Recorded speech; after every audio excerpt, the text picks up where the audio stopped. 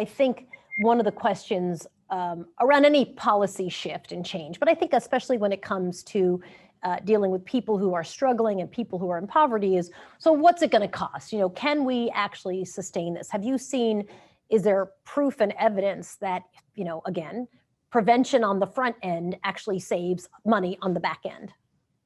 Well, what's beautiful about this question about money and the cost of it is that it's obvious even to the kids who are experiencing homelessness, you know, how much cheaper prevention is. So just even taking the average cost of housing for the families that we see is about $1,700 a month in rent. So you're looking at, right, their rent is somewhere in the region of $20,000 a year. The cost of providing shelter for a year to that same family is about $68,000 a year. So more than 3 times the cost of actually helping them to keep their home. And that $68,000 a year cost is falling on the city and the state. So it's actually more expensive for the city and the state to allow homelessness to happen. And that's only the beginning of the cost. Then there's the sort of spiral effect of, you know, what happens when you don't kick in with prevention, and what happens to the family if you allow homelessness to occur. You know, when I look at how much we're paying out in rent arrears, and again, it's about the averages here, right? So the average bill that a family will present with is about $4,000. They've fallen behind in rent. They need about, especially at the moment, right? It's gone, the numbers have gone up during COVID. So it's about $4,000.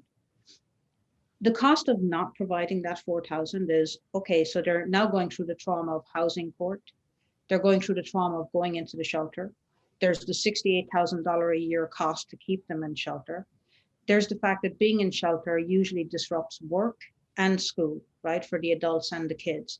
And, you know, that's you, because people get placed in shelters often far away from their homes.